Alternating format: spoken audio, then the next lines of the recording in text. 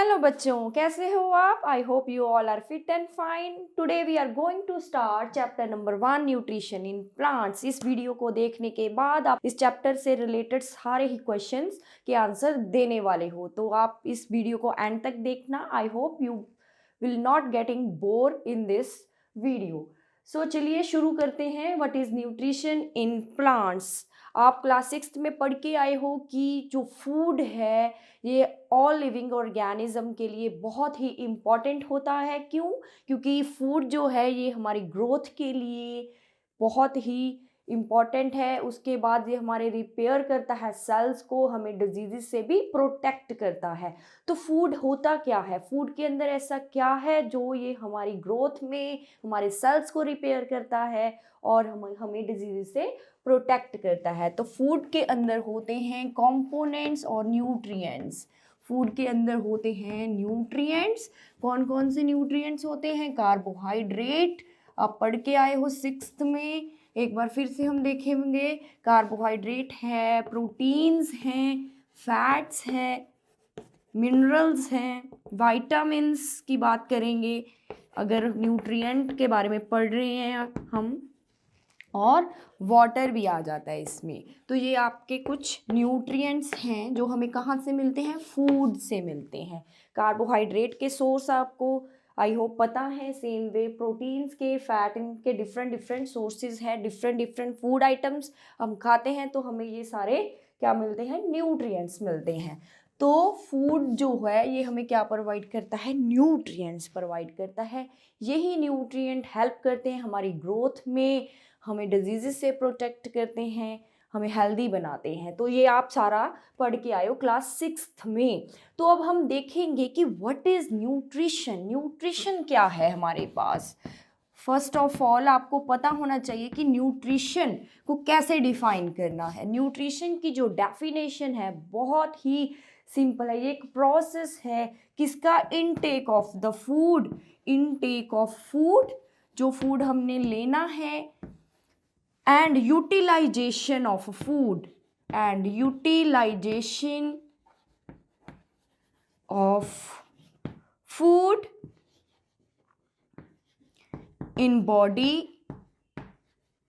for different activities, जो हमारी body में एक्टिविटीज़ होती हैं उसके लिए। तो ये सारी जो डेफिनेशन आप अच्छे से देखो क्या है। इनटेक ऑफ द फूड, ये एक प्रोसेस है। पहले तो फूड को इनटेक करना है, हमने खाना है फूड को। एक बार फूड आपके अंदर चला गया उसके बाद वो फूड क्या करेगा? उस फूड को हम यूज़ करेंगे। किसके लिए? वो फूड हमें एनर्जी देगा। वो एनर्जी डिफरेंट डिफरेंट एक्टिविटीज़ में हेल्प करेगी। आपकी बॉडी में बहुत सारी एक्टिविटीज़ होती हैं, जैसे कि आपका हार्ट जो है वो वर्क कर रहा है, ब्रेन वर्क कर रहा है, आप बोल रहे हो, खा रहे हो, पी रहे हो, सो रहे हो, बहुत सारी एक्टिविटी है। उसके अलावा आपकी बॉडी के अंदर ट्रांसपोर्टेशन है, ब्लड इधर उधर सर्कुलेट करता है। मीन्स वो सारी ही आपके अंदर बॉडी में जो फूड है वो डाइजेस्ट होता है। ये सारी ही आपकी क्या है? एक्टिविटीज़ हैं जो बॉडी करती है। इन सारी ही एक्टिविटी को करने के लिए हमें चाहिए होती है एनर्जी। वो एनर्जी मिलती कहाँ से है? वो एनर्जी हमें फूड से मिलती है। तो यही तो है न्यूट्रिशन। दोबारा देखें, इनटेक ऑफ फूड, फूड को इनटेक करना और उसको यूज़ करना। सिंपल अगर आप इसको समझो, फूड को इनटेक करना और उसे यूज़ करना। कहाँ यूज़ करेंगे हम फूड को? डिफरेंट डिफरेंट एक्टिविटीज़ के लिए। तो वो क्या है हमारे पास? न्यूट्रिशन है। So that is the definition of A nutrition. Next है हमारे पास मोड ऑफ न्यूट्रिशन। अभी न्यूट्रिशन हमें पता चल गया है कि क्या है न्यूट्रिशन, तो हम देखेंगे मोड ऑफ न्यूट्रिशन क्या है। बहुत ही इंपॉर्टेंट टॉपिक आपकी बुक में, मोड ऑफ न्यूट्रिशन के बारे में। मोड ऑफ न्यूट्रिशन आप देखो, प्लांट्स को कभी आपने देखा हो, प्लांट जो है ये अपना फूड खुद प्रिपेयर करते हैं। बहुत ही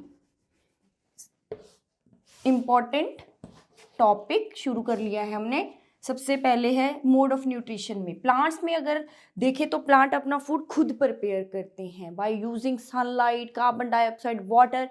तो इस टाइप की न्यूट्रिशन उनकी बॉडी में अपने आप वो क्या प्रिपेयर करते हैं? फूड प्रिपेयर करते हैं। तो ऐसा न्यूट्रिशन होता है ऑटोट्रॉपिक न्यूट्रिशन। तो प्लांट्स में कौन सा न्यूट्रिशन है ऑटोट्रॉपिक न्यूट्रिशन, और प्लांट्स को क्या बोलेंगे? ऑटोट्रॉप्स। जो ऑटोट्रॉपिक न्यूट्रिशन करेंगे उनको बोलेंगे ऑटोट्रॉप्स।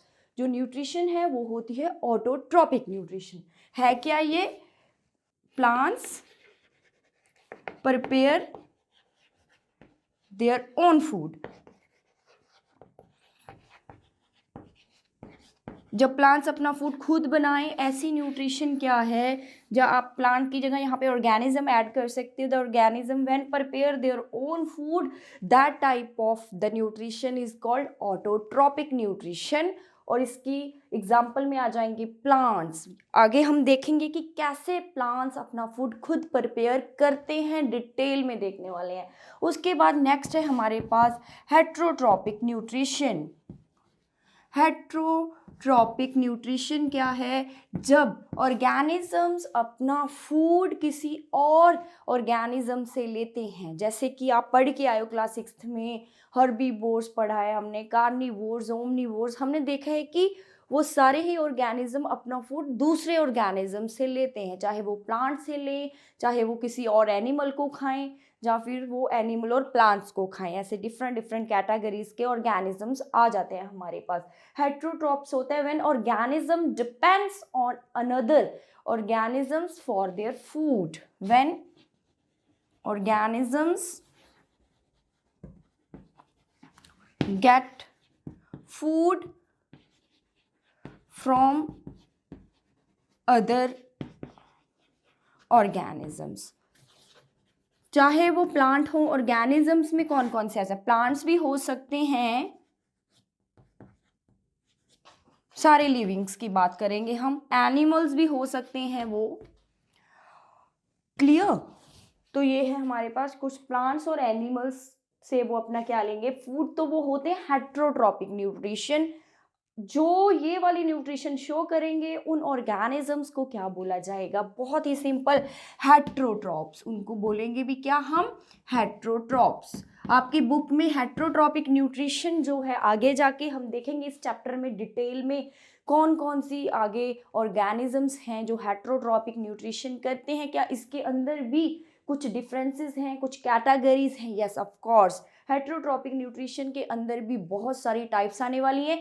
हम इस चैप्टर के एंड में देखने वाले हैं सारा कुछ, तो आप इस वीडियो को कंटिन्यू देखना। चलिए अब हम शुरू करने वाले हैं कि ऑटोट्रॉपिक न्यूट्रिशन कैसे करते हैं प्लांट्स। तो कौन सा प्रोसेस है जिसके द्वारा प्लांट्स अपना फूड प्रिपेयर करते हैं? आई होप ये आप पढ़ के आए हो क्लास 6 में, फोटोसिंथेसिस। फोटोसिंथेसिस होती कैसे है, इससे रिलेटेड कुछ इंपॉर्टेंट चीज़ें हम देखने वाले हैं फोटोसिंथेसिस के बारे में। सबसे पहले अगर हम फोटोसिंथेसिस की बात करें तो कौन कौन सा रॉ मटेरियल हमें चाहिए होता है इसके लिए? तो आपको पता है कि वाटर एंड कार्बन डाइऑक्साइड जो है ये रॉ मटेरियल है। किसके लिए? फोटोसिंथेसिस के लिए, फूड प्रिपेयर करने। वाटर कहाँ से लेंगे प्लांट्स? वेरी सिंपल, आप पानी देते हो सॉइल से, वाटर क्या होता है? एब्जॉर्ब होता है। कहाँ से लेंगे प्लांट्स वाटर? सॉइल से एब्जॉर्ब करेंगे रूट्स के थ्रू। और कार्बन डाइऑक्साइड कहाँ से लेंगे? From air. एयर में है ना कार्बन डाइऑक्साइड हमारे पास, तो प्लांट्स एयर से कैसे लेंगे कार्बन डाइऑक्साइड? आपने स्टोमेटा के बारे में भी पढ़ा है, टाइनी पोर्स के थ्रू। टाइनी पोर्स क्या होते हैं? स्टोमेटास क्या होते हैं जी? स्टोमेटा होते हैं। कहाँ पे प्रेजेंट होते हैं स्टोमेटा? इन लीव्स में। कहाँ पे प्रेजेंट होते हैं स्टोमेटा?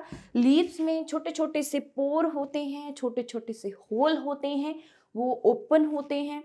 उसके थ्रू कार्बन डाइऑक्साइड गैस क्या है? अंदर जाती है अगर फोटोसिंथेसिस का प्रोसेस होना है। एयर में होती है carbon dioxide, you all are very familiar. तो क्या करोगे आप? देखोगे कि लीव्स में जो स्टोमेटा है उसके थ्रू कार्बन डाइऑक्साइड कहाँ जा रही है? प्लांट्स में। तो रूट्स के थ्रू जो है वो क्या से वाटर लेगा प्लांट? रूट के थ्रू। तो ये भी हम देखने वाले। पहले हम स्टोमेटा देखें तो कैसा दिखता है हमें स्टोमेटा। स्टोमेटा में कुछ गार्ड सेल्स होते हैं ऐसे, तो इसके सराउंडिंग में छोटे छोटे से सब्सिडरी सेल्स होते हैं जिसे हम एपिडर्मल सेल्स भी बोल देते हैं। छोटे छोटे से क्या है, इसके सराउंडिंग में सेल्स हैं। अगर आप स्ट्रक्चर देखें तो इसको मैं थोड़ा डार्क करने वाली हूँ, जो इम्पॉर्टेंट है हमारे स्टोमेटा के सेल्स, ये वाले गार्ड सेल्स। अभी मैं आपको एक्सप्लेन करने वाली हूँ स्टोमेटा की स्ट्रक्चर। तो ये सारे ऐसे वाले सेल्स कहाँ पे प्रेजेंट होते हैं, लीव्स में, बहुत सारे टाइनी पोर्स। ये देखिए, ये है हमारे पास स्टोमेटा। तो ये वाली जो ओपनिंग है इसी ही हम बोलते हैं स्टोमेटा। इस ओपनिंग के थ्रू क्या है, कार्बन डाइऑक्साइड गैस और ऑक्सीजन का एक्सचेंज होता है लीव्स में।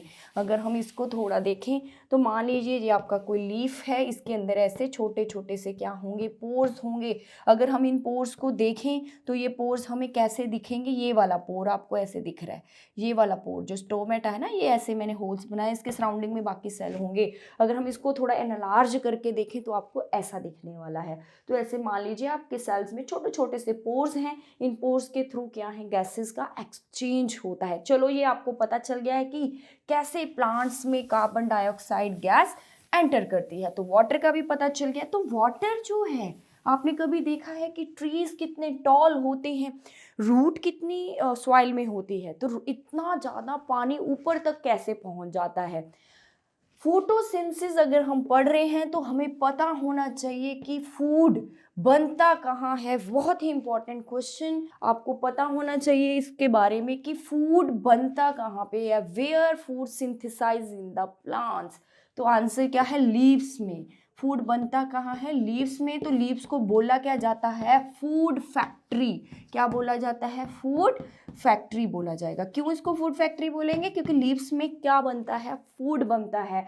तो जो वाटर है, कार्बन डाइऑक्साइड है, जो रॉ मटेरियल अभी हमने पढ़ा है फोटोसिंथेसिस के लिए, वो कहाँ पे पहुंचना चाहिए, वो लीव्स में पहुंचना चाहिए। चलो, कार्बन डाइऑक्साइड गैस तो डायरेक्टली ही लीव्स में आ रही है क्योंकि स्टोमेटा लीव्स में ही होते हैं। वाटर कैसे पहुंचता है, रूट तो बहुत सॉइल के अंदर हो रही है और लीव्स कितने ऊपर होते हैं, तो वहां तक वाटर कैसे पहुंचता है, कैसे ट्रांसपोर्ट होता है। तो स्टूडेंट्स, हमारे पास जो प्लांट्स होते हैं इनके पास कुछ स्पेशल सेल्स होते हैं, उसको टिश्यू अगर हम इसका नेम ले तो ज़्यादा सही होगा। जाइलम जो टिश्यू है ये किस में हेल्प करता है, ट्रांसपोर्टेशन में। आपकी 7th क्लास की जो बुक है ना, इसका आगे जाके एक चैप्टर आने वाला है ट्रांसपोर्टेशन में, वहाँ जाके हम पढ़ेंगे इन टिश्यूज़ के बारे में। आप थोड़ा सा देख लीजिए। जाइलम जो है ये टिश्यू होता है, टिश्यू होते हैं कुछ ग्रुप ऑफ द सेल्स। अभी आप इतना देख लो, आपको पता है ना कि लिविंग ऑर्गेनिज्म सेल से बनते हैं। तो ऐसे बहुत सारे सेल हैं, ग्रुप बना लिया उन्होंने, टिश्यू बना दिया। सेल क्या बनाते हैं, ग्रुप में अगर ग्रुप ऑफ सेल्स की बात करें, ग्रुप ऑफ सेल्स बनाते हैं टिश्यू। क्लियर। तो टिश्यू कुछ अलग नहीं है ये सेल ही है। सेल मान लीजिए एक अकेला सेल है, अगर बहुत सारे सेल्स इकट्ठे कर दिए तो ये एक ग्रुप बन गया। तो इसको अब हम क्या नेम देंगे, टिश्यू का नाम देंगे। जो टिश्यूज होते हैं ना, ये बहुत स्पेशल फंक्शन करते होते हैं बॉडीज में, ऑर्गेनिजम्स की। टिश्यू का काम होता है कुछ फंक्शन को करना। तो सेम वे जाइलम भी एक टिश्यू है जो बहुत सारे सेल्स को मिला के बना, और ये हेल्प करेगा transportation of the water. Means root से वाटर जो एब्जॉर्ब होता है, इसको ट्रांसपोर्ट कौन करता है, जाइलम टिश्यू करता है। जाइलम टिश्यू में एक सेल है जिसको बोलेंगे वेसल्स। आप अगर आपकी एनसीईआरटी को रीड करेंगे ना अच्छे से, तो उसमें ये गिवन है आपको वेसल्स के बारे में। तो ये वेसल किसका पार्ट है, तो ये वेसल पार्ट है जाइलम का। क्लियर। जाइलम के 4 पार्ट्स होते हैं, तो आप एक पार्ट हम यहाँ पे डिस्कस कर रहे हैं वेसल। जो जाइलम के अनदर पार्ट्स हैं जी, हम नेक्स्ट चैप्टर जो आने वाले हैं वहाँ पे देखेंगे। तो आप एक यहाँ पे हम सिर्फ वेसल की बात करेंगे। जो ये वेसल्स होती हैं ना, ये मान लीजिए ऐसे वेसल है, एक दूसरे से कनेक्ट हो जाती हैं। मान लीजिए यहाँ पे रूट है, रूट है, यहाँ पे लीफ है, हमने रूट से लेके पानी यहाँ तक कैसे लेके जाएंगे। यहाँ से वेसल जो है, ये एक वेसल दूसरी से जुड़ी, दूसरी तीसरी से जुड़ी, तीसरी ऐसे 4th से जुड़ी, ऐसे जुड़ गई। तो देखो एक पाइप लाइक स्ट्रक्चर बना दी इन्होंने। क्या बना दी, पाइप लाइक स्ट्रक्चर है, पूरा पाइप बन गया है। छोटे छोटे से ऐसे पाइप्स होते हैं वेसल्स के, छोटी छोटी सी वेसल्स होती हैं। ऐसे ऐसे एक वेसल है, इसके ऊपर हम दूसरी लगा दें, तीसरी लगा दें, चौथी लगा दें, तो ऐसे पूरा लॉन्ग कॉन्टिन्यूअस पाथ बन जाएगा, कॉन्टिन्यूअस एक पूरी पाइप बन जाएगी। तो यहाँ से वाटर जो रूट एब्जॉर्ब करती हैं ये वेसल में जाता है, ऐसे पानी फिर ऊपर चढ़ेगा। तो आप हायर क्लासेस में पढ़ोगे कि कैसे जो वाटर है ये अपवर्ड डायरेक्शन में फ्लो करता है। अभी आप इसको इतना मत टेंशन लेने की बात नहीं है कि कैसे पानी जाएगा, अभी इतना नहीं पढ़ना है हमने, जो आपकी बुक में गिवन है उसी पे कंसंट्रेट करेंगे। तो वाटर एब्जॉर्ब हुआ, इस वेसल के थ्रू वो कहाँ पे जा रहा है, लीव्स में ट्रांसपोर्ट हो रहा है। तो अभी आपको क्लियर हो गया कि कैसे वाटर रूट से पहुंचता है लीव्स तक।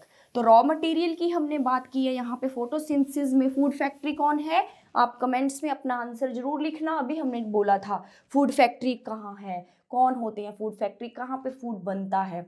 तो कार्बन डाइऑक्साइड भी पहुंच चुकी है हमारे पास, किसके अंदर, लीव्स के अंदर। वाटर भी पहुंच चुका है कहाँ पे, लीव्स के अंदर, थ्रू वेसल्स। तो फिर क्या होगा, सनलाइट की प्रेजेंस में, सनलाइट आपको पता है कि सनलाइट बहुत ही इम्पॉर्टेंट है फोटोसिंथेसिस के लिए। सनलाइट से क्या बनता है, फूड। सनलाइट की प्रेजेंस में ये दोनों ही components, in the presence of chlorophyll also, हमें क्लोरोफिल भी चाहिए होता है। अभी हम देखेंगे व्हाट इज क्लोरोफिल। क्लोरोफिल आपने देखा है कि जो लीव्स होते हैं ये ग्रीन इन कलर होते हैं, पढ़ा भी है आपने छोटी क्लासेस में कि लीफ ग्रीन होते हैं, किसकी वजह से, क्लोरोफिल। क्लोरोफिल है क्या, पिगमेंट होता है। पिगमेंट क्या होते हैं, जो चीज़ों को कलर देते हैं, मतलब कुछ केमिकल्स होते हैं पिगमेंट्स। पिगमेंट्स को हम केमिकल बोल सकते हैं, कुछ ऐसे केमिकल जो कलर दें किसी चीज़ को। ऐसे आपका स्किन का कलर भी होता है ना, मेलानिन जो आपकी स्किन के अंदर पिगमेंट है उसकी वजह से आपकी स्किन का कलर होता है। सेम वे से लीव्स ग्रीन होते हैं, किसकी वजह से, पिगमेंट। कौन से पिगमेंट की वजह से, क्लोरोफिल की वजह से। तो क्लोरोफिल का रोल क्या है फोटोसिंथेसिस में, बहुत ही इंपॉर्टेंट क्वेश्चन। चलिए देखिए क्या करेगा क्लोरोफिल, कैप्चरिंग ऑफ सनलाइट। अरे आपके ऊपर भी तो सनलाइट पड़ती है, ऐसे ही प्लांट्स के ऊपर भी सनलाइट पड़ती है, लेकिन हम तो हमारा फूड प्रिपेयर नहीं कर सकते। क्यों, क्योंकि हमारे पास क्लोरोफिल नहीं है। प्लांट्स के पास क्लोरोफिल है, उसका क्या फायदा है उनको, क्लोरोफिल जो होता है ये सनलाइट को पकड़ लेता है, ट्रैप कर लेता है, और उसको किसके अंदर चेंज करता है, केमिकल एनर्जी में। सोलर एनर्जी हो गई ना, सन कौन सी एनर्जी दे रहा है हमें, सोलर एनर्जी। तो सोलर एनर्जी किसके अंदर चेंज होती है, केमिकल एनर्जी में। जो फूड बनता है बेसिकली केमिस्ट्री में उसको केमिकल ही माना जाता है। क्लियर, अभी हम देखेंगे कि क्या होते हैं केमिकल्स, आगे सारा वन बाय वन डिस्कस होने वाला है। तो क्लोरोफिल का बहुत ग्रेट रोल होता है कैप्चरिंग ऑफ द सनलाइट, को पकड़ना भी तो है ना। हमारी बॉडी में क्लोरोफिल नहीं है, जिस वजह से हम सनलाइट को ट्रैप नहीं कर सकते, उसको पकड़ के नहीं रख सकते। बट प्लांट्स के पास, जो ग्रीन वाले प्लांट्स होते हैं उनके पास क्लोरोफिल का जो प्रेजेंस है ये बहुत हेल्प करता है उनको, किसके अंदर, फॉर कैप्चरिंग सनलाइट।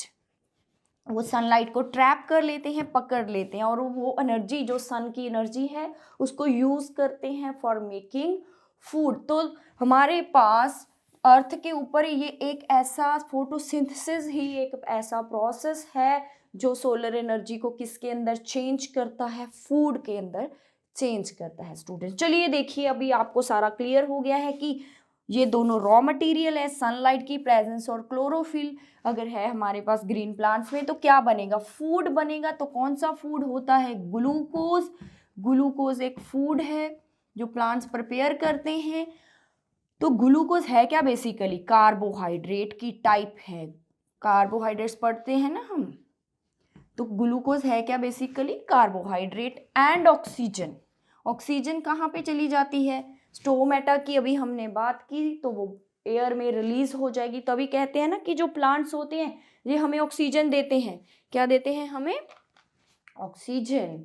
यस, तो ग्लूकोज जो होता है प्लांट्स में सिंथेसाइज होता है ड्यूरिंग द फोटोसिंथेसिस, एंड वो स्टोर हो जाता है किसकी फॉर्म में, स्टोर होता है स्टार्च की फॉर्म में। किसकी फॉर्म में, बहुत ही इंपॉर्टेंट क्वेश्चन आपको पूछा जा सकता है एग्जाम्स में कि जो प्लांट्स होते हैं ये किस फॉर्म में फूड को स्टोर करते हैं, स्टार्च की फॉर्म में। आपने पढ़ा है कि presence of the starch in the leaves कैसे डिटेक्ट करेंगे, 6th क्लास में पढ़ के आए ना, भी कार्बोहाइड्रेट्स में स्टार्च की प्रेजेंस आपने आयोडीन टेस्ट पढ़ा है। अगर हम लीव्स में मान लीजिए फूड स्टोर हो गया है, किसकी फॉर्म में, स्टार्च की फॉर्म में, अगर आप उन लीव्स को आयोडीन सोल्यूशन में रखोगे तो वो कौन से कलर के हो जाएंगे, वायलेट कलर के हो जाते हैं, कलर चेंज होएगा, ब्लू वायलेट कलर हो जाएगा। वहां से हमें पता चल जाता है कि लीव्स के अंदर क्या है, स्टार्च है। स्टार्च टेस्ट, इसको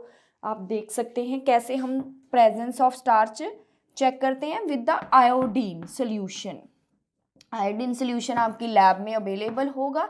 अगर आप किसी लीफ के ऊपर आयोडीन सोल्यूशन डालोगे तो वो अपना कलर चेंज करेगा। वहां से हमें पता चल जाता है कि लीव्स में क्या है, स्टार्च है। वो स्टार्च है क्या, उनका फूड ही होता है जो स्टार्च की फॉर्म में स्टोर होता है। आपकी बॉडी में भी ग्लूकोज होता है, क्या वो स्टार्च की फॉर्म में स्टोर होता है? तो आप इसका आंसर फाइंड आउट करके जरूर लिखना कमेंट्स में, देखेंगे कि आपने देखा है कि नहीं इसका आंसर। बहुत ही इम्पॉर्टेंट, क्या हमारी बॉडी में भी स्टार्च की फॉर्म में स्टोर होता है या किसी और फॉर्म में स्टोर होता है? तो जरूर आप इसका आंसर फाइंड करना और लिखना। अगर आपको नहीं मिलेगा तो I will tell you in the next video. तो फोटोसिंथेसिस के बारे में हमने देखा कि कैसे रॉ मटेरियल कन्वर्ट होता है फूड में और किस फॉर्म में स्टोर होता है। चलिए, आपने कुछ ऐसे लीव्स देखे हैं जिनका डिफरेंट कलर होता है, कुछ पर्पल कलर के लीव्स होते हैं, कुछ लीव्स रेड कलर के होते हैं, पिंक कलर के होते हैं। क्या उनके अंदर भी फोटोसिंथेसिस होती है? Of course. कई बार क्या होता है, रेड कलर, वायलेट कलर उन लीव्स में ज़्यादा डार्क होता है, ब्राउन कलर, रेड ब्राउन, ऐसे कुछ लीव्स आपने देखे होंगे कुछ प्लांट्स के, रेड ब्राउन और वायलेट कलर के लीव्स कभी देखे हों आपने, तो उनके अंदर जो ग्रीन वाला कलर होता है ना, वो उसको मास्क कर लेते हैं। ये वाले कलर ग्रीन कलर को कवर कर लेते हैं। उन लीव्स में भी ग्रीन कलर होता है, क्लोरोफिल होता है, लेकिन रेड कलर, ब्राउन और वायलेट कलर की वजह से वो ग्रीन कलर शो नहीं हो पाता, वो उनको ढक लेते हैं। अगर हम सिंपल भाषा में देखें तो वो लीव्स होते क्या हैं, उन लीव्स को एक स्पेशल लीव्स का नेम है उनका, एक वो क्या है, वेरीगेटेड। ऐसे लीव्स जो कलर्ड लीव्स होते हैं, ग्रीन नहीं होंगे ना, उन लीव्स को बोलते हैं हम वेरीगेटेड लीव्स। कौन से लीव्स होते हैं वो? वेरीगेटेड लीव्स होते हैं। क्लियर? तो जो डिफरेंट कलर के होते हैं, ग्रीन नहीं होते हैं, लेकिन उनमें ग्रीन कलर भी होता है, लेकिन वो ढका होता है किससे? रेड ब्राउन जैसा भी कलर हो, वो ग्रीन कलर को मास्क कर लेते हैं, लेकिन उनके अंदर भी फोटोसिंथेसिस होती है। क्लियर? तो उसके बाद है स्टूडेंट हमारे पास एल्गीज। एल्गीज देखी है कभी? कुछ गंदा पानी होता है उसके अंदर, आपने देखा हो, ऐसे पूरा कोई पॉन्ड है, वो पूरा ग्रीन ग्रीन सा लगता है हमें ऊपर से, वो क्या है? वो एल्गी होती है। एल्गी जो होती है ये आती प्लांट कैटेगरी में ही है, क्योंकि ग्रीन होती है ना, लेकिन इनकी रूट्स, लीव्स, स्टेम वगैरह नहीं होती है, ये बस ऐसे ही एक फ्लैट मास के जैसे होते हैं, थैलस के जैसे होते हैं। एल्गीज जो होते हैं ये ग्रीन इन कलर, आपने देखा भी होगा एल्गीज को। एल्गीज क्या होती है? ग्रीन कलर की। तो ये फूड अपना कैसे प्रिपेयर करती हैं? सेम क्लोरोफिल होता है ना इनके अंदर भी, तो सेम जैसे प्लांट्स अपना फूड प्रिपेयर करते हैं, वैसे ही एल्गीज भी अपना फूड खुद प्रिपेयर करती हैं with the help of photosynthesis. Same. तो एल्गी में भी क्या प्रेजेंट होता है? क्लोरोफिल प्रेजेंट होता है। क्लियर?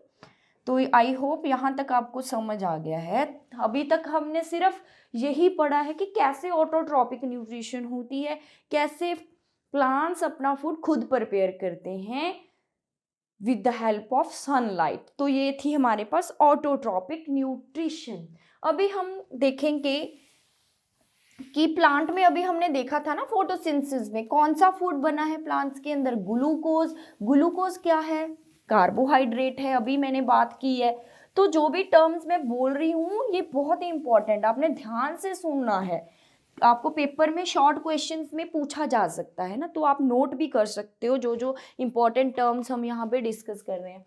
तो सिंथेसाइज ऑफ अदर फूड्स, क्या प्लांट्स में कार्बोहाइड्रेट के अलावा भी कोई फूड बनता है? सिंथेसाइज ऑफ अदर फूड, ये वाला टॉपिक है by plants. Yes of course, plants के अंदर फैट्स भी होती हैं, प्रोटीन्स भी होती हैं। आप पढ़ते हो ना कि प्लांट्स पल्सेस खाएं, वो प्रोटीन का गुड सोर्स होते हैं। इसका मतलब ये है कि प्लांट्स के अंदर प्रोटीन्स भी होती हैं। कुछ प्लांट के सीड को हम ऑयल की फॉर्म में यूज़ करते हैं। मीन्स वो ऑयल फैटी होता है ना, पड़े हो फैट कहाँ से मिलती है? ऑयल से, बटर से, घी से। इसका मतलब ये हो गया है कि जो प्लांट्स हैं इसमें कार्बोहाइड्रेट तो है ही है, इसके अलावा ये हमें प्रोटीन्स भी प्रोवाइड करती हैं, फैट्स का भी ये सोर्स हैं। तो कैसे बनती हैं प्रोटीन्स उसके अंदर, कैसे बनती हैं फैट्स? तो अभी हमने देखा था कि फोटोसिंथेसिस से तो सिर्फ कार्बोहाइड्रेट ही बने हैं, तो प्रोटीन्स कैसे बनाएंगे प्लांट्स, कैसे बनाएंगे फैट्स? तो देखिए, जो अगर हम कार्बोहाइड्रेट्स को देखें केमिकली, अभी मैंने बात की थी ना पीछे केमिकल एनर्जी की, भी जो कार्बोहाइड्रेट है साइंस में इसको एक केमिकल से देखा जाएगा। तो इसके अंदर कौन कौन से एलिमेंट होते हैं? कार्बन होता है, हाइड्रोजन होता है और ऑक्सीजन। ये तीन ऐसे एलिमेंट हैं जो मिलते हैं और क्या बनाते हैं हमारे पास? Carbohydrate. Carbon, hydrogen, oxygen. Clear? तो ये तीन ऐसे एलिमेंट हैं जो किसकी कंस्ट्रक्शन करते हैं? कार्बोहाइड्रेट की। तो अगर हम प्रोटीन्स की बात करें, बहुत ही इंपॉर्टेंट टॉपिक समझने वाला, प्रोटीन्स के अंदर चाहिए होता है नाइट्रोजन।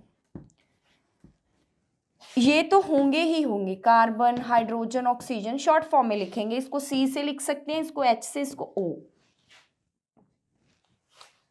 तो CHO तो कार्बोहाइड्रेट से मिल गया। नाइट्रोजन जो है ये भी चाहिए होता है। अगर प्रोटीन्स की अगर आप स्ट्रक्चर देखो ना, केमिकल, प्रोटीन भी केमिकल है। अगर हम प्रोटीन की स्ट्रक्चर देखेंगे तो इनकी स्ट्रक्चर्स होती हैं। तो आप जैसे जैसे हायर क्लासेस में जाओगे ना तो आपको फिर देखने को मिलेगा।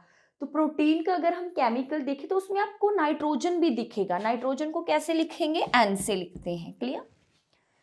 तो नाइट्रोजन कहाँ से मिली प्लांट में, कहाँ से आई नाइट्रोजन? तो आपको बहुत क्लियरली पता है, आप एयर अराउंड अस चैप्टर पढ़ के आए हो 6th में, कि जो एयर होती है उसमें नाइट्रोजन होती है। कितने परसेंट? 78%। कितने परसेंट एयर में क्या होती है नाइट्रोजन? 78%। N2 गैस है ना, गैस को कैसे लिखेंगे? N2 फॉर्म में। तो इतनी गैस होती है एयर में। लेकिन एक और भी यहाँ पे बहुत इम्पॉर्टेंट टॉपिक हम डिस्कस करेंगे कि जो प्लांट्स होते हैं ये डायरेक्टली N2 को नहीं ले सकते। जैसे ये कोई प्लांट है, इसमें स्टोमेटा लगे हैं, आप सोचोगे कि नाइट्रोजन सीधी ही अंदर चली जाएगी। No, plants directly N2 gas को एब्जॉर्व नहीं कर सकते। तो कैसे करेंगे? तो N2 को चेंज करना पड़ेगा किसी और फॉर्म में। जैसे आपकी मदर डो बनाते हैं, आटा बनाते हैं, क्या आप आटा सीधा ही कंज्यूम कर लेते हो? नहीं, उसको चेंज करते हैं ना, कुक किया जाता है तभी हम खाते हैं। तो ऐसे N2 मान लीजिए एक उनके लिए डो के जैसा है, तो वो उसको डायरेक्ट नहीं खा सकते, उसको थोड़ा चेंज करना पड़ेगा। किसकी फॉर्म में? तो प्लांट्स के कुछ हमारे पास स्पेशल प्लांट्स भी होते हैं, हम इस टॉपिक में डिस्कस करेंगे थोड़ा सा आगे जाके। थोड़ा सा अभी हम यहाँ पे डिस्कस करने वाले हैं। कुछ प्लांट्स होते हैं स्पेशल प्लांट्स। कौन से वो स्पेशल प्लांट है हम ये देखने वाले हैं एंड में वीडियो के। उनकी रूट्स के अंदर कुछ बैक्टीरियाज होते हैं। बैक्टीरिया, कुछ सॉइल के अंदर ऑटोमेटिक बैक्टीरिया होते हैं जो हेल्प करते हैं क्या? नाइट्रोजन को चेंज करने में। किस फॉर्म में? यूजफुल फॉर्म में। वो कौन सी फॉर्म है? नाइट्रेट। कौन सी फॉर्म है? NO3 negative. ये फॉर्मूला है इसका। देखो N2 कहाँ चेंज कर दिया हमने? N2 को NO3 के अंदर चेंज कर दिया, नाइट्रेट की फॉर्म में चेंज कर दिया है। तो अब ये वाली फॉर्म प्लांट इजीली एब्जॉर्व कर सकते हैं। मान लीजिए N2 एयर में है तो एयर तो सॉइल में भी चली जाती है। आप पढ़ के आए हो कि एयर एवरीवेयर, एयर कहाँ पे? हर एक जगह पे होती है। तो और ऑब्वियसली सॉइल के अंदर भी एयर है। तो वहाँ पे जो बैक्टीरिया होते हैं वो क्या करते हैं? N2 को कन्वर्ट कर देते हैं किसके अंदर?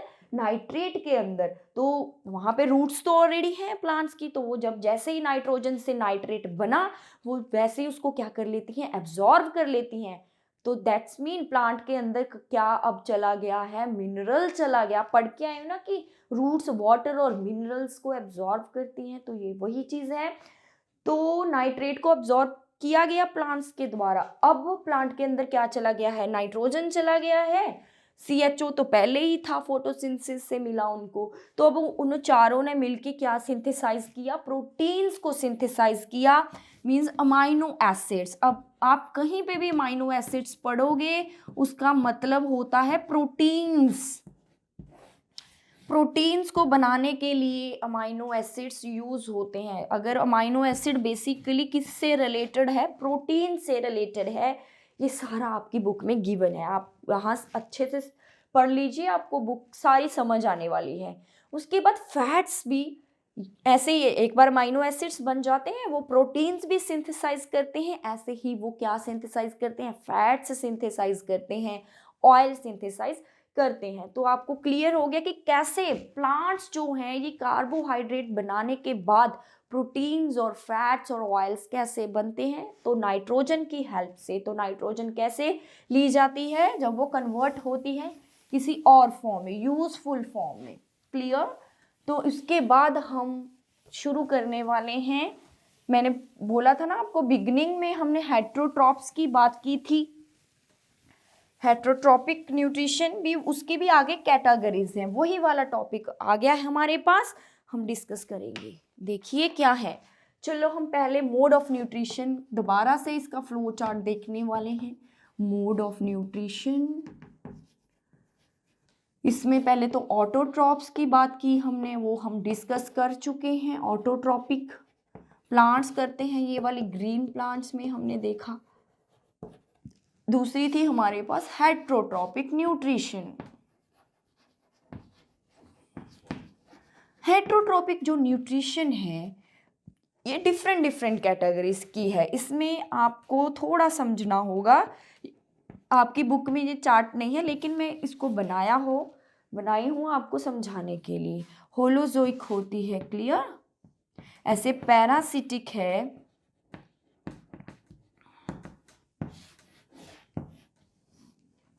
उसके बाद आ जाती है हमारे पास इंसेक्टिवोरस, इंसेक्टिवोर, और एक और है हमारे पास सेप्रोफिटिक। क्लियर, ये हैं कुछ हेट्रोट्रॉपिक न्यूट्रिशंस। तो होलोजोइक में आप पढ़ के आए हो ना, कार्निवोर, हर्बीवोर, ओमनीवोर भी पढ़ा है हमने, और एक स्क्वेंजर्स भी होते हैं, अभी हम डिस्कस करेंगे क्या है ये वन बाय वन। थोड़ा सा इस चैप्टर को पढ़ने के बाद ना आपको न्यूट्रिशन से रिलेटेड सारे क्वेश्चंस आने वाले हैं। देखिए क्या है, ऑटोट्रॉपिक तो हम पढ़ चुके हैं, जो फूड अपने आप बनता है, इसको छोड़ देंगे, क्लियर, ये ऑलरेडी डन है। होलोजोइक न्यूट्रिशन क्या है, होलोजोइक न्यूट्रिशन होती है जब ऑर्गेनिजम्स लिक्विड और सॉलिड फूड को इनटेक करते हैं। जैसे आप खाते हो, या तो हमारा फूड लिक्विड होता है, जैसे दाल वगैरह हम खाते हैं लिक्विड स्टेट में, जैसे जूस वगैरह पीते हो। सेकेंडली हम सॉलिड फूड खाते हैं, जैसे रोटी वगैरह खाते हैं, वो सॉलिड होती है ना। तो ऐसे ही जब सॉलिड फूड को इनटेक करना, इनटेक ऑफ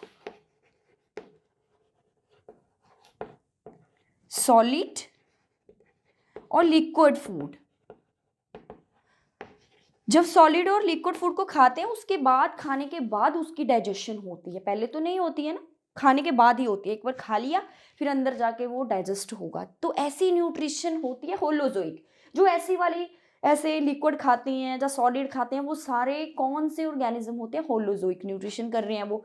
कार्निवोर भी आपने देखा है, कौन से होते हैं कार्निवोर, जो अदर एनिमल्स को खाते हैं, जैसे लायन वगैरह है, वो मारेगा किसी और एनिमल को तो खा जाएगा, तो देखिए वो सॉलिड फॉर्म में खा रहा है। ऐसे ही हर्बीवोर हैं, प्लांट्स को खा रहे हैं, अदर ऑर्गेनिजम्स को खा रहे हैं। हेट्रोट्रॉपिक पढ़ा है ना हमने कि अदर ऑर्गेनिज्म पे डिपेंड करते हैं फूड के लिए, तो हर्बीवोर दूसरे को खा रहे हैं, तो वो भी सॉलिड स्टेट में। ऐसे ओमनीवोर जैसे हम हैं, हम एनिमल्स प्रोडक्ट भी खा सकते हैं हम, प्लांट प्रोडक्ट भी खा सकते हैं, किसी भी स्टेट में हो सकते हैं, वो लिक्विड में भी हो सकते हैं, वो सॉलिड स्टेट में भी हो सकते हैं। तो ऐसी वाली न्यूट्रिशन होती है होलोजोइक। तो स्क्वेंजर्स क्या होते हैं, स्क्वेंजर और कार्निवोर में डिफरेंस क्या है? जो कार्निवोर होते हैं ना, वो फ्रेश एनिमल्स, जैसे घूम रहा है डियर, घूम रहा है, उसको मारा पहले लाइन ने फिर खाया। लेकिन जो स्क्वेंजर्स होते हैं जो डेड बॉडीज को खाते हैं, मरी हुई है, पहले ही मारी नहीं है उन्होंने। स्क्वेंजर्स होते हैं जो मरी हुई चीज़ों को खाते हैं, रोटेड प्लांट्स को खाते हैं, जो गले सड़े प्लांट्स हो गए, जहाँ कोई डेड बॉडी पड़ी है उनको खाने वाले ऑर्गेनिजम्स होते हैं स्क्वेंजर्स। जैसे आप वल्चर्स पढ़े हो, ठीक है। तो स्क्वेंजर्स होता है जो मरी हुई डेड बॉडीज को खाएंगे। कार्निवोर होता है जिससे एनिमल तो फ्रेश था, अभी थोड़ी मरा है, वो लिविंग को पहले मारेंगे फिर खाएंगे। है दोनों ही एनिमल्स खाने वाले हैं, लेकिन ये फ्रेश को मतलब मार के खाते हैं, वो मरे हुए ऑर्गेनिजम्स को खाते हैं। ये सारी, वो भी तो सॉलिड ही हो गया ना, जिस जैसे वो खा रहे हैं उनको। तो ये थी होलोजोइक न्यूट्रिशन। अब हम बात करने वाले हैं पैरासिटिक न्यूट्रिशन के बारे में। पैरासिटिक, अभी इसकी डेफिनेशन लिखना बहुत जरूरी हो गया हमारे पास, क्योंकि आपकी बुक में ये टॉपिक डिटेल में गिवन है। थोड़ा सा इसको मैं इरेज कर रही हूँ, आई नीड द स्पेस। तो पैरासिटिक न्यूट्रिशन क्या है? पैरासिटिक न्यूट्रिशन होती है जब organisms, when organisms live on or inside the body of other organisms। मान लीजिए कोई ऑर्गेनिज्म है, ये वाला कोई प्लांट है, क्लियर, इसके ऊपर कोई आके दूसरा प्लांट रहने लग गया। क्यों? क्योंकि उसको फूड चाहिए, वो फूड नहीं बना सकता। तो ये नीचे वाला प्लांट जो है, इसको हम बोलेंगे होस्ट। क्या बोलेंगे? होस्ट। जो उसके ऊपर लगा हुआ है वो पैरासाइट है, क्लियर। तो ऐसे आपने कस्कूटा और अमरबेल के बारे में सुना है। कस्कूटा जो होती है ये येलो कलर की होती है, उसके कोई लीफ वगैरह भी नहीं होते। कभी आपने देखी वैसे ना, बस सिंपल वायर जैसी होती है, ये पतली पतली सी, ऐसे लंबी लंबी सी। तो ये अगर ये किसी ट्री के ऊपर लग जाए ना, तो पूरा ट्री कवर कर लेते हैं, इतनी ज़्यादा ग्रो करती है, क्योंकि उसने खुद तो काम करना नहीं है, बेली बैठी रहती है सारा दिन।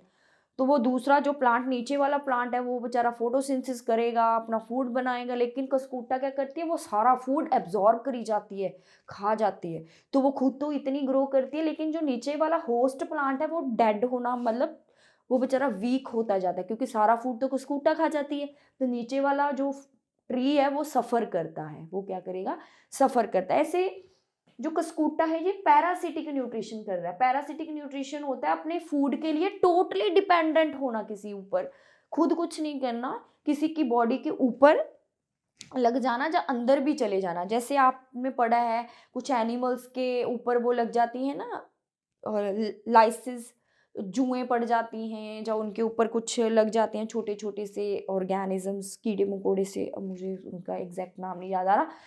तो वो क्या करते हैं, ब्लड को सक करते हैं, वो भी पैरासाइट है। ऐसे आपने पढ़ा होगा कि हमारी इंटेस्टाइन के अंदर कुछ वॉर्म्स होते हैं, जैसे टैप वॉर्म हो जाता है, स्केरीज होते हैं, वो होते हैं अंदर रहने वाले पैरासाइट, एंडो पैरासाइट बेसिकली उनको बोलते थे। आगे इसके अंदर ना बहुत एक्सप्लेनेशन है, तो जितनी आपकी बुक में हम उसके ऊपर ही कॉन्सेंट्रेट करेंगे।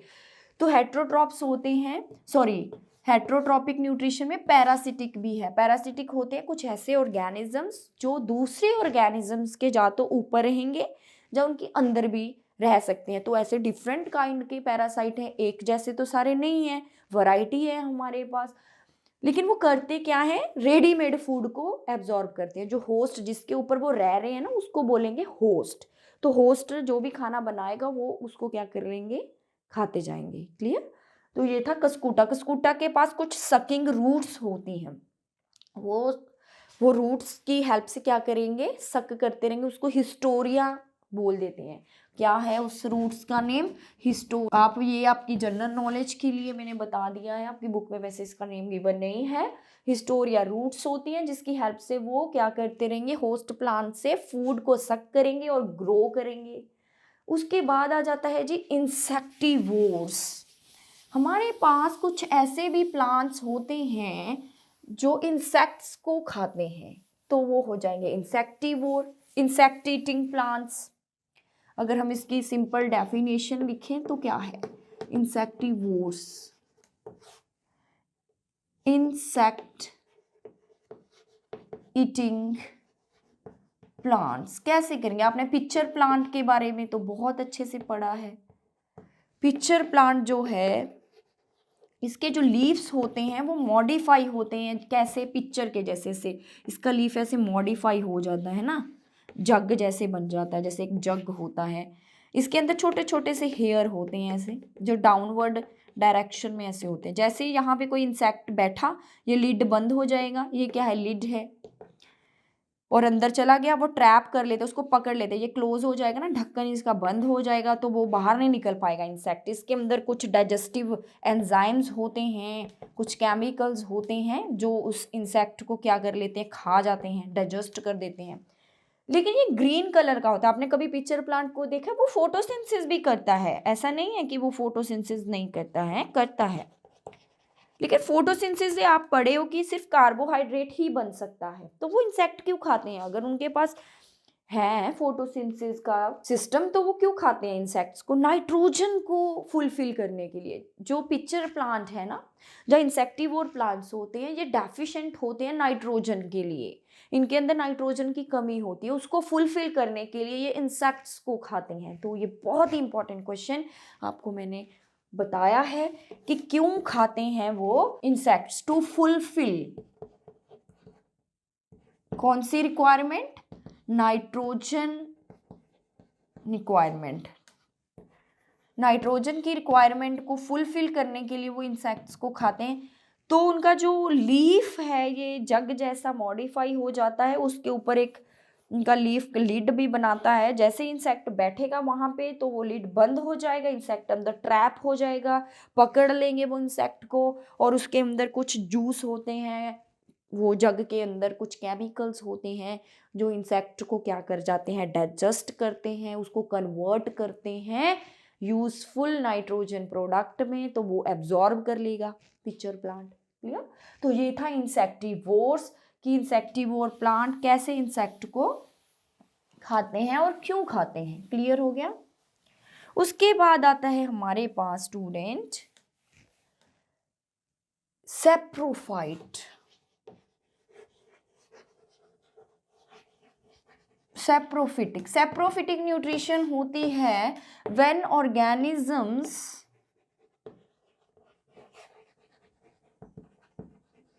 feed on dead and decaying material, dead and decaying material। जब कोई ऑर्गेनिजम्स जो गला सड़ा फूड उसके ऊपर उसको फीड, उसके ऊपर खाना खाते हैं, मतलब अपना खाना वहाँ से लेते हैं, dead and decaying organic matter, जैसे कोई वेजिटेबल पील्स हैं, कोई डेड बॉडीज हैं, तो ये देखेंगे कि कैसे स्क्वेंजर से डिफरेंट है।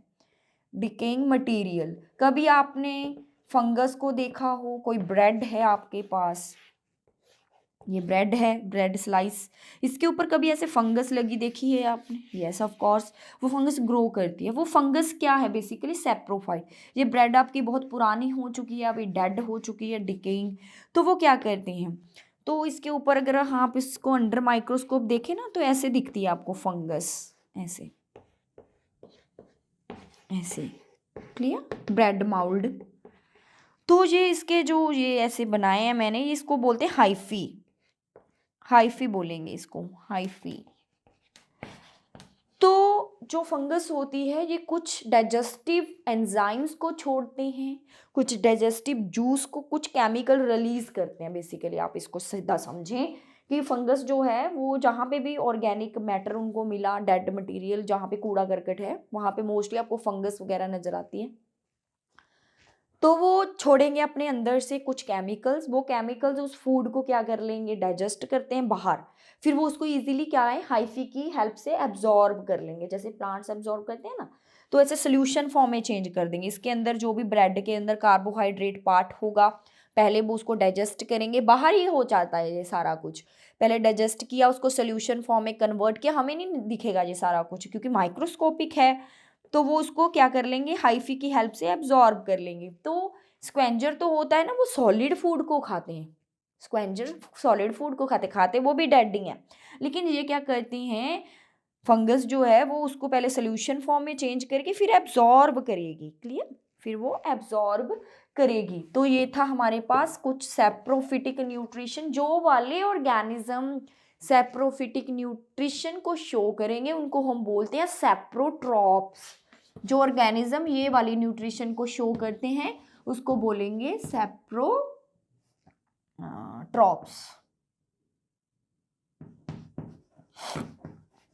क्लियर।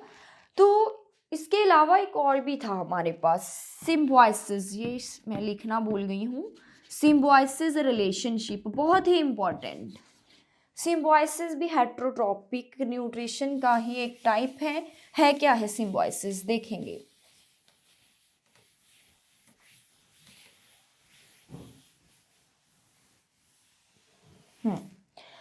सिम्बायोसिस होता है किसी से शेयर करना, शेयरिंग करना। इसमें टू ऑर्गेनिजम्स जो हैं ये एक दूसरे की हेल्प करते हैं, कैसे, देखिए, मतलब एक दूसरे के साथ रहते हैं टुगेदर और एक दूसरे की हेल्प करेंगे, ऐसा रिलेशनशिप होता है सिम्बायोटिक रिलेशनशिप।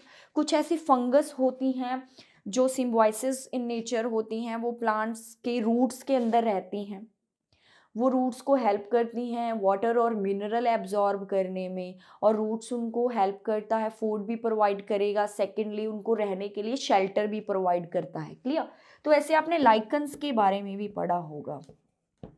ये जो ऑर्गेनिजम्स होते हैं इसके अंदर एल्गी और फंगस दोनों ही मिलके रहते हैं, मीन्स कॉम्बिनेशन है इनका।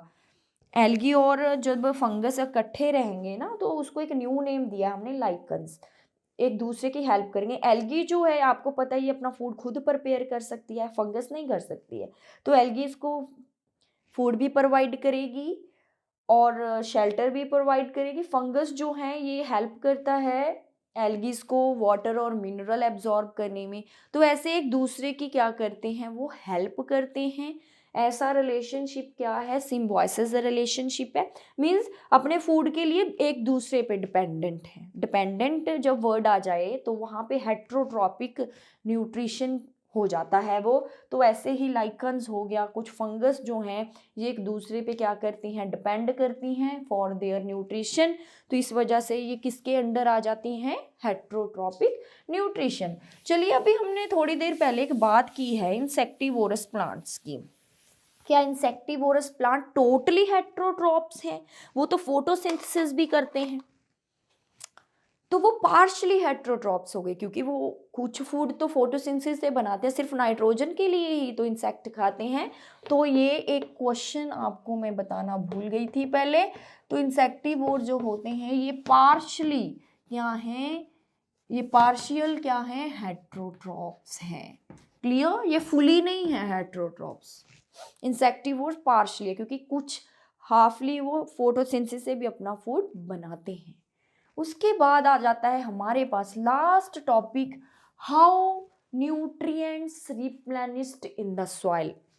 मान लीजिए आपकी सॉइल में बहुत सारे मिनरल्स हैं, नाइट्रोजन है और भी बहुत सारे, कैल्शियम होता है, बहुत सारे मिनरल्स होते हैं। ऐसे आपके उसके सॉइल के अंदर आपने कुछ प्लांट्स लगाए हैं, प्लांट्स जो हैं वो क्या सारी यूज़ कर लेते हैं न्यूट्रिएंट्स को। मान लीजिए आपने कोई प्लांट लगाया, उसने सारी नाइट्रोजन खा ली है, एब्जॉर्ब कर ली है, तो सॉइल के अंदर तो डेफिशिएंसी हो जाएगी ना, सॉइल के अंदर वो न्यूट्रिएंट कम हो जाएंगे।